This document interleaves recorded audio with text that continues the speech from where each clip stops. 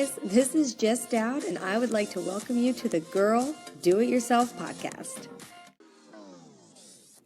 Hey guys, and welcome back to another episode of the Girl Do It Yourself podcast. It's been a few weeks. I had a few things. Life came up, basically. My kids had spring break.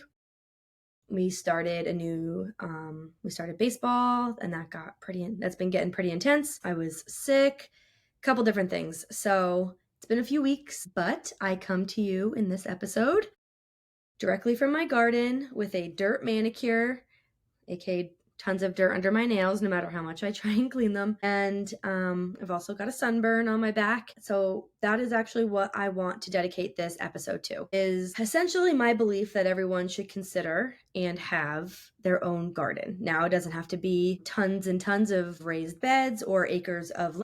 This can be a small planter on your back patio, and even growing herbs in your windows, inside. I mean, there's lots of different options, but it feels to me like we have become very disconnected from food sources, right? And there's not much more important than food sources other than, I guess, water in order for us to survive, right?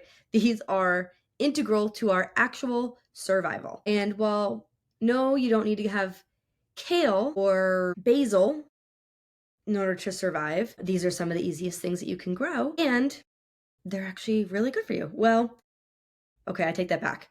I did just hear potentially that kale may not be as good as I have been led to believe.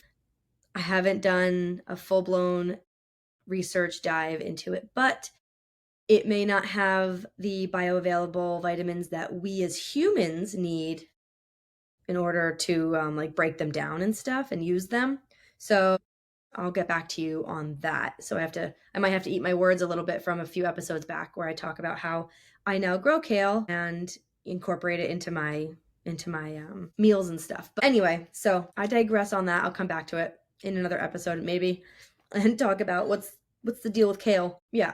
I used to hate gardening. I used to think it was dumb. Just go to the grocery store, right?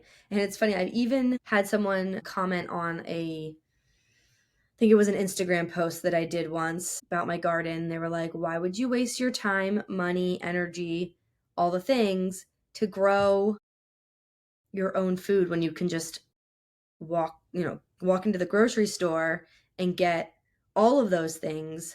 But right now, with a lot of things that are going on politically and with the economy and, dare I say, tariffs, there's a lot that we don't really know what's going to happen. There might be some things that we're not going to be able to get anymore, or at least not for a long time, or they're going to get really expensive. I don't know. But you know what I'm not super worried about? I'm not super worried about a lot of the produce that I can grow in my backyard. And I have already planted peppers, tomatoes, zucchini, squash, okra, which is a totally new thing for me. I've never even eaten okra, but it's very popular here in the South. So I figure when in Rome, give it a shot. What else have I planted? Tons of herbs. I have herbs everywhere. So I have about 200 square feet of raised beds, 2 4x8s and 2 4x16s. And I have planted basil, mint, sage, oregano, what else? Chives, cilantro, parsley. There's a handful, about 8 or 10 herbs that are actually really easy to grow. I mean, I would almost say they're as easy to grow as like weeds. Actually, I have weeds that pop up in my backyard that when I do the identification on them, they're actually considered herbs. So they're typically very easy to grow.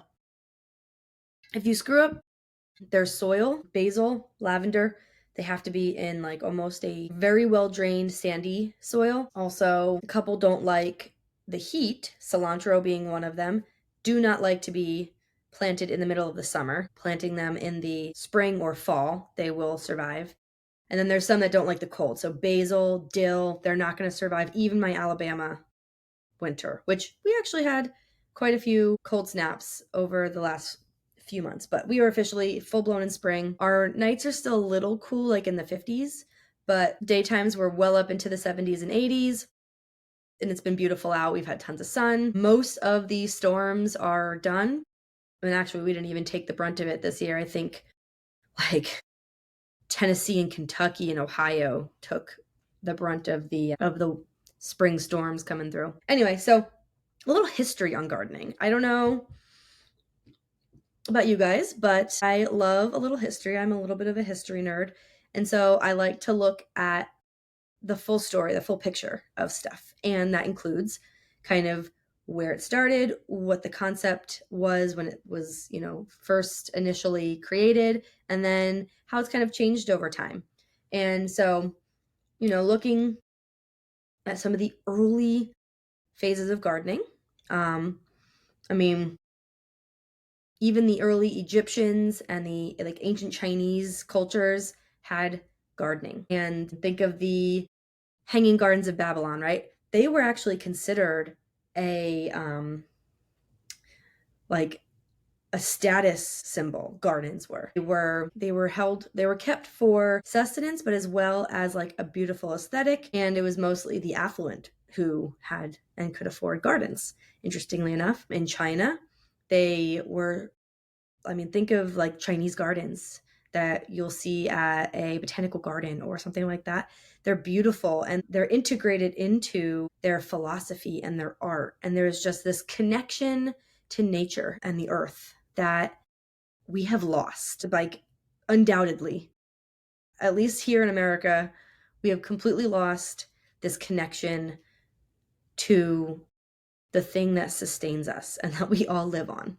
And then, if you think of in America, Native Americans had a wonderful crop system and they grew also large scale crops. So did other places throughout the world. But looking at most specifically, when I say garden, I'm referring to vegetables, herbs, mostly edibles with some flowers. Flowers are important to have in a garden because they bring pollinators, and also native plants are very important depending on where you live. Supporting your local ecosystem is a great way to have a full and thriving garden. Supporting the local ecosystem will actually help support you in growing what you want to grow as far as vegetables and fruits go. So fast forwarding a little bit, think of, the 20th century during World War II, there were victory gardens, right? Where the government literally was encouraging citizens throughout the country to have their own garden plot in order to help sustain the food source and supplement food rations because we were running low on food during the war. It was also probably a morale booster. I don't know about you, but when I'm outside in the sun, I got dirt under my nails. I'm doing nothing but thinking about what my hands are doing in the dirt. I feel so much better. It's essentially a form of therapy. There's nothing quite like it, in my opinion. But they were encouraged and they were most likely coveted. I don't know for sure, wasn't alive, but I'm sure that they gave people a sense of strength and a sense of, I don't like the word control, but something along those lines where they could go outside and get lettuce and tomatoes and have fresh food on their table. Anyway, so I think that concept is very cool.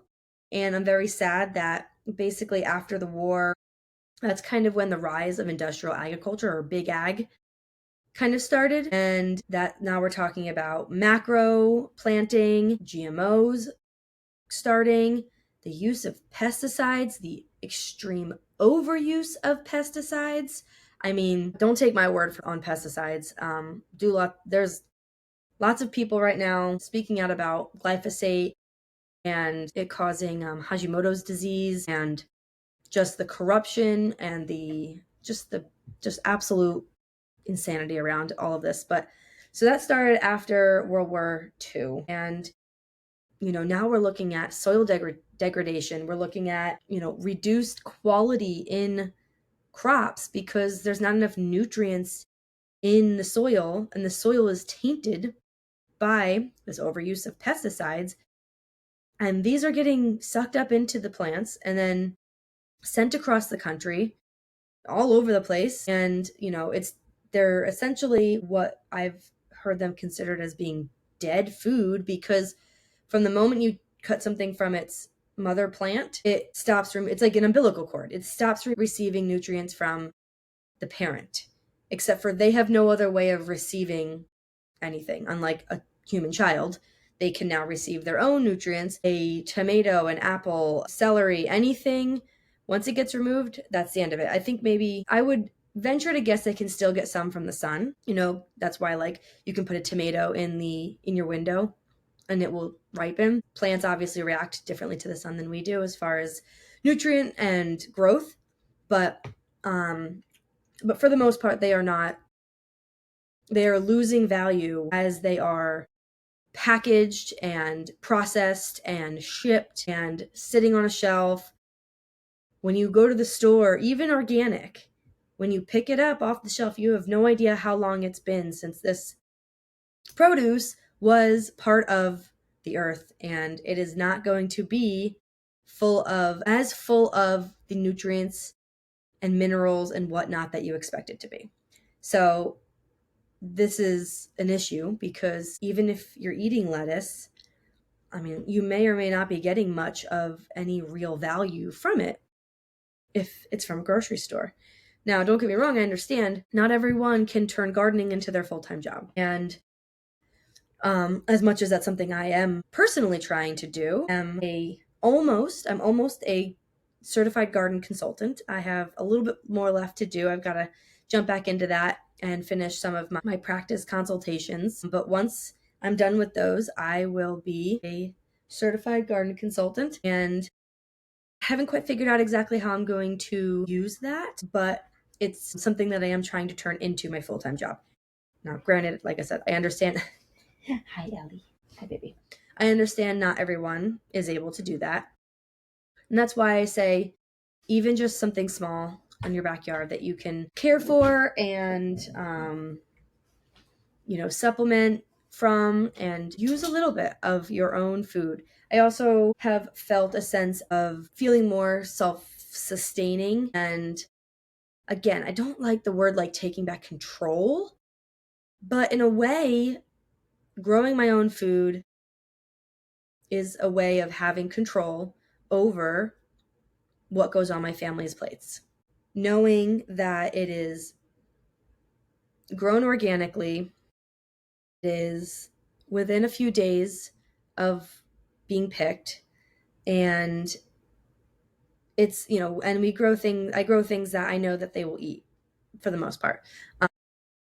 And so that's just that. It's what's the right word? It feels really good. It's not the right word, but baseline. It feels really great. It's been about a year since I started my garden, so last year, and I had a really successful first spring into summer. My tomatoes went wild. All my herbs did really great. My basil was huge. What else? In the fall, late summer, fall, my peppers took off. I had one or two peppers that did really great over the summer, and actually produced like more than we could keep up with. And then in the fall, my bell peppers took off. It seems like they didn't like the heat down here.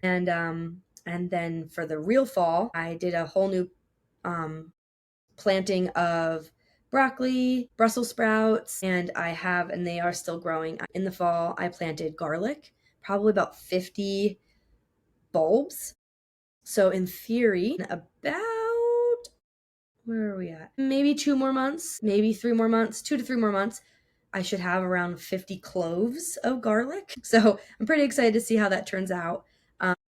They've been growing since November, and they're cool because they're about a foot and a half, 2 feet tall, just these green shoots, almost like grass sort of, but they have kept my garden looking green all winter, including a couple of the other things I just mentioned. And now all of my summer crops are about to come in. Oh, I had lettuce over the winter too. Really good turnout of lettuce. And then in the spring, my spinach has been doing great. So, one thing that I found really interesting that I didn't quite realize is that, like, In the Northeast, which is where I'm mostly familiar with growing anything, the summer is really the only time you can grow. I mean, now I understand garlic can overwinter. There's a few other like carrots and radishes you might be able to overwinter in anything that's like a root crop. Possibly tomatoes or potatoes. It depends on where you're at. But there are some things that do not grow well in the heat. My broccoli last summer kept bolting. Same with my lettuce. I didn't realize lettuce was not a hot weather. Maybe in the Northeast for the summer it's good, but in the South where it's hot, it kept bolting or going to flower. And once it does that, you don't really want to eat it anymore. So it was it was a very interesting learning experience last summer. And then this summer I have planned my garden out a little differently. Have Instead of planting things in groupings, so like all my tomatoes in one place, all my peppers in one place, I have everything spread out all across the 200 square feet of raised beds. And I'm really excited to see how that works out this year. I'm also going to be trellising my tomatoes. So there's two different kinds of tomatoes. There's determinate and indeterminate. Determinate will grow to a certain height and then they'll kind of stop. Indeterminate will just keep going. And I did not know that, and they got taller than my 6 foot fence, and then they were falling over. And I tried those stupid metal cages. Those might work for the determinate kinds that stay small, but the indeterminate, they just kept going. So this year I'm actually going to trellis them up my arches, and I'm very excited to see how that's going to turn out. And so, yeah, there's a lot of really fun. I'm really excited to see how my garden turns out this year, and hoping to figure out how to be able to turn that into something that I can do as a full-time job. But I also just think having a few people per community doing this can help sustain a very large portion of the community with small amounts of different fresh produce. That is where I would like to see things go in the near future, regardless of inflation and grocery prices and tariffs and all that stuff. I think just in general, it's very important. And I mean, for example, looking at blue zones, if you're not familiar with a blue zone, it's like a region where people tend to live the longest and have healthy minds and bodies. Like they're incredibly healthy. So think like Japan, Greece, Italy. There's areas throughout the world that are called blue zones. And in these blue zones, there's a couple of similar traits that are consistent and found throughout all of them. Now, the food that they consume is not the same. They all consume food that is local to their area. But what it is it's whole natural food, locally grown. I'm sure they have some, processed food like rice and stuff, but for the most part, their primary diet consists around local grown produce and food. Obviously, I'm sure they eat local, beef, chicken, all that kind of stuff as well. But gardening, people owning and having their own personal garden plots is one of those consistencies throughout all the all the blue zones. It's like integral to these communities, more than just as like a hobby.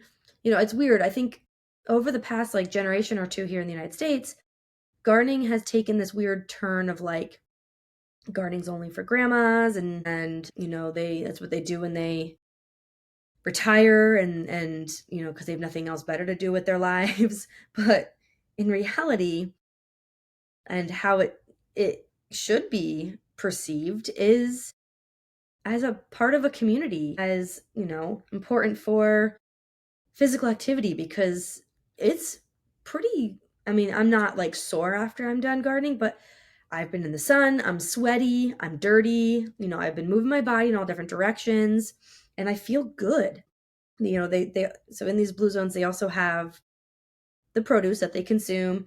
And then the other important thing is just the fact that it brings people together, and it gives people a purpose. I mean, longevity and well-being are pretty strongly tied to owning and cultivating gardens.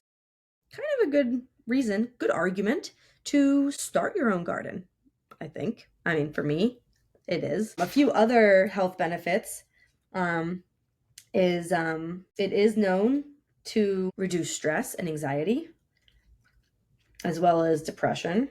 And studies have shown that regular gardening can reduce the risk of dementia by 50%. It's kind of sad right now. I have my grandmother living with me who is struggling with dementia, and so I actually have her out there with me. I was out there with her this morning, and we were transferring some of the tomato seedlings over into new pots to give them some more space and nutrients and stuff.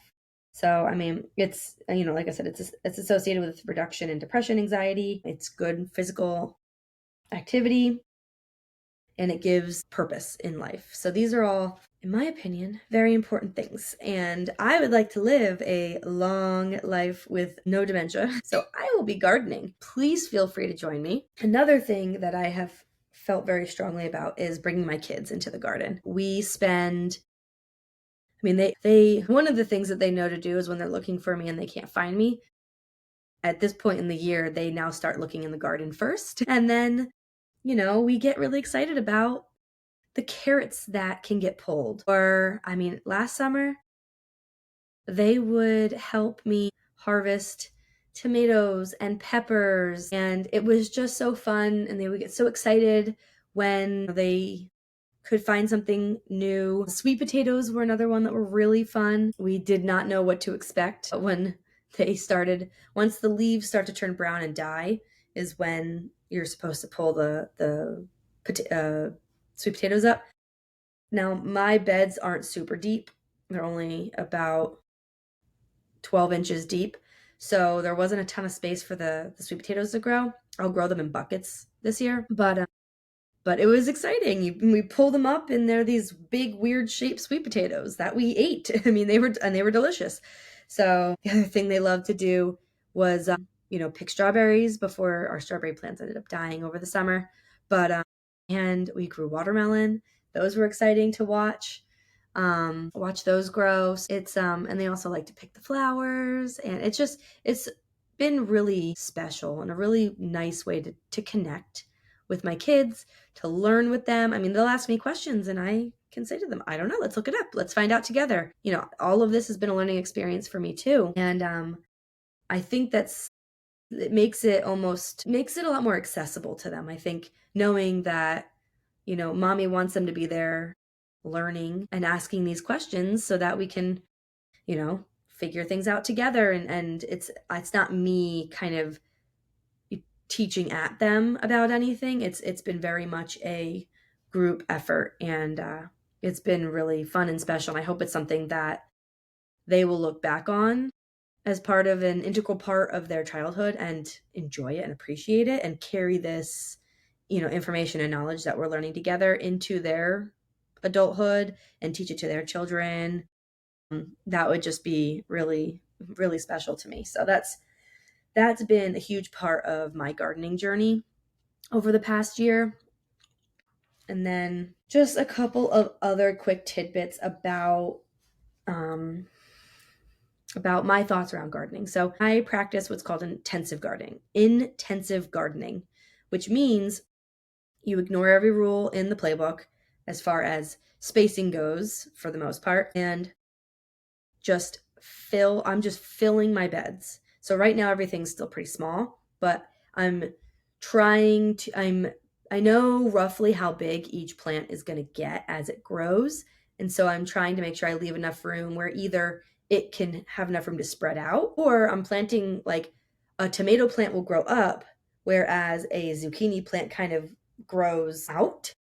And so, having these types of different plants next to each other, they won't necessarily compete for space because they grow differently. Another thing that I have been working on is making sure that I do a good job at companion planting. So companion planting is basically planting plants around each other that are compatible. So, some, like chives, drive away certain pests that like tomatoes. So I have tomatoes planted around my chives. Same with basil. Basil does a similar thing. Tomatoes and cucumbers, though, on the other hand, they require very similar growing environments. And so they will compete. So I keep them spaced separately from each other. And there are a handful that will um, actually create like sweeter tomatoes if you plant them with, I'm trying to remember. I'm still working on all the rules. I do still do a lot of googling when I'm out there, but I definitely am learning a ton. And every time I plan something new or try something different, I'm learning something that I didn't already know.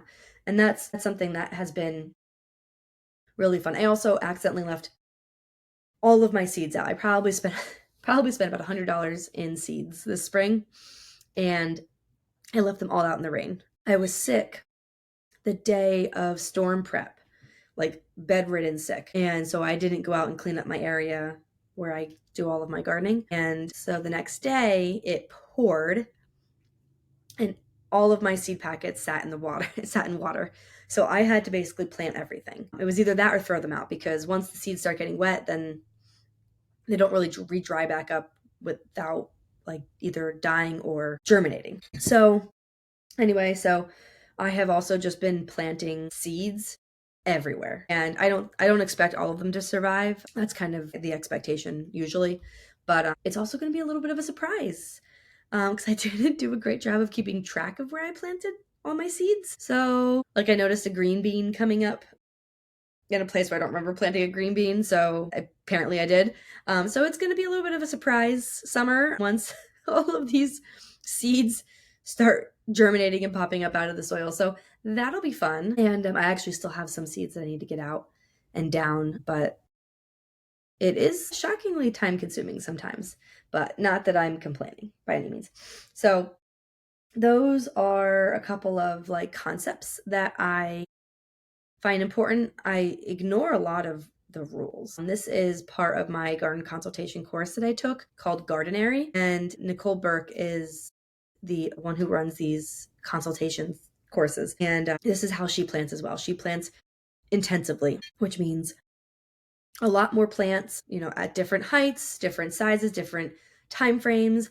So that way, instead of a lot of people will recommend putting mulch down, but mulch actually will draw a ton of pests. And here in Alabama, we have so many pests. I mean, so many bugs that are just super happy to come and consume all the things in my garden. But taking mulch out at least helps with that to an extent. But with intensive gardening, if you have enough plants covering the soil will stay moist and you won't lose moisture to the sun, because that's the point of mulch, is to keep the soil moist because it's not exposed to the sun. Now, if you cover it with lots and lots of plants, then it's not being exposed to the sun. It's staying moist. You're not drawing bugs. I'm having a problem with my throat. So anyway, it all makes sense. And it's kind of more similar to like the natural way that plants grow in nature. They don't stay a certain spacing away from each other. They don't, plant in a specific row or anything like that. There's a lot, it's much more organic and free flowing. And that is how I like things anyway. So I love that I can incorporate that into my gardening. And so that's basically sort of my philosophy or approach, I guess, to gardening. Like I said, you do not have to have, this does not have to be like, roll your eyes at me and be like, but Jess, I do not have, 200 square feet to plant a garden. I have a balcony. I have an HOA, or I have a very small backyard. I don't even have a backyard. There's lots of things. So that's, you can plant plenty of things in smaller containers, in smaller places, and in smaller quantities. I mean, the best thing to do is start with a handful of things that you like, right? I love basil. I never used to, but now I do. I put it in my water. We put it in our food. We do. Last summer, I like lived off of, what is it? Not caprese, but the other one with basil, tomatoes, mozzarella cheese, and bread. Speaking of bread, I just found a neighbor who sells organic sourdough. And so I'm very excited about that. It's delicious. I already had a piece. And I'm going to make my, shoot, I can't think of the name. It starts with a B. Anyway, with my tomatoes and my basil this summer. So starting with something that you know you are going to consume. Don't grow tomatoes if you don't like tomatoes. Don't grow peppers if you don't grow a super spicy pepper if you're not going to eat it. You're going to lose that connection, that secular, that's like you grow it, you eat it, you enjoy it, so you're going to bring more attention and time to the plant so that it will continue to grow and make more of what you enjoy, right?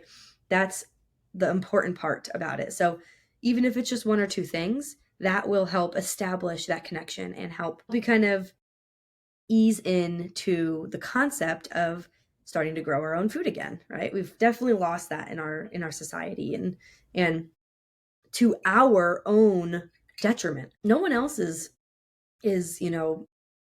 losing out when we or you don't eat healthy. I mean, that's healthy, nutritious food.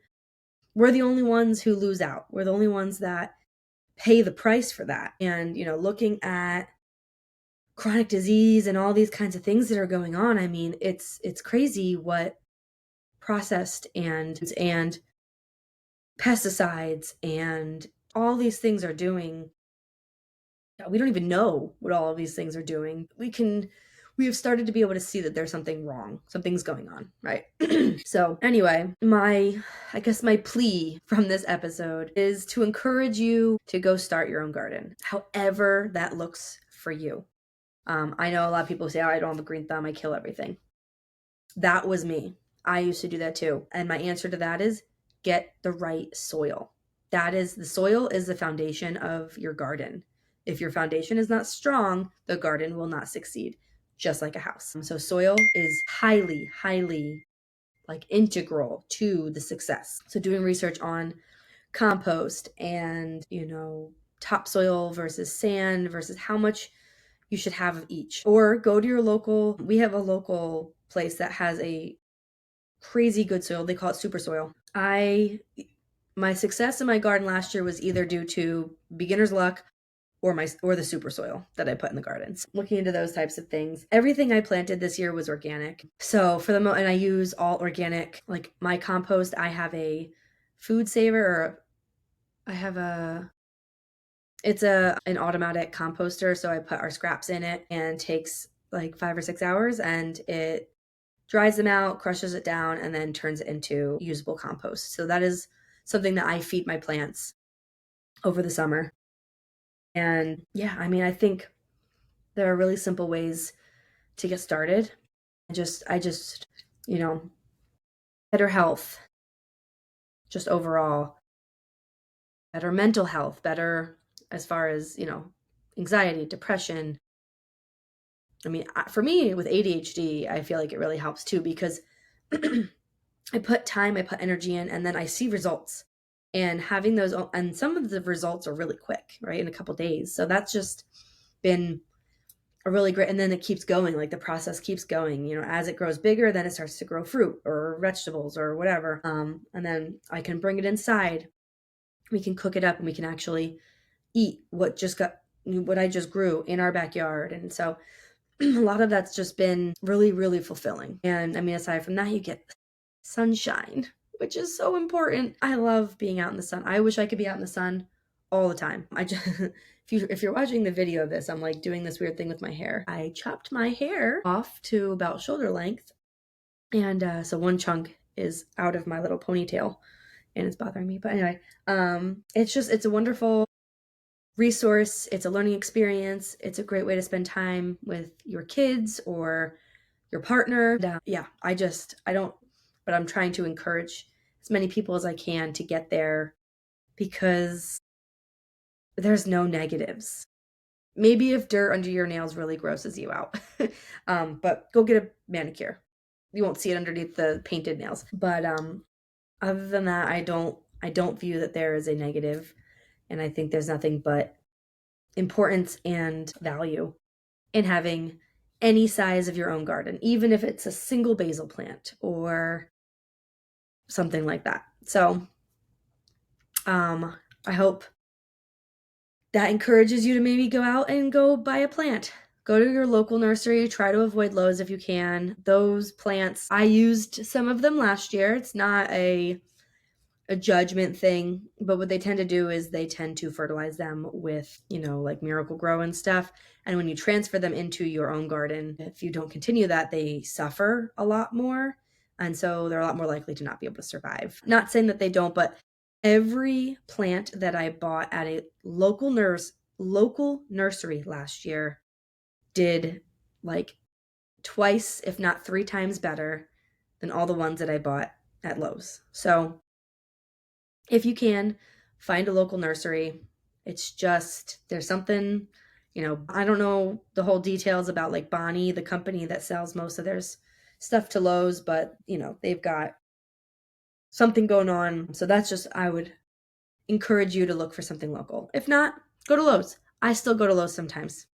Sometimes it's just easier. It's all in one place. You can get a couple different things that you need, and it's next to Walmart or Publix after I go grocery. So anyway, I get it. No judgment here. However you start, and that's what I would consider a win. So that's the end of this episode, and I hope I made some points that encourage you to go try gardening for yourself. Feel free to reach out, ask me any questions. I'm more than happy to help in any way. I said help and happy together, which came out helpy. But yeah, I think that's all I got for you. So until next time, stay creative, girl, and remember, you can do it yourself. We got this.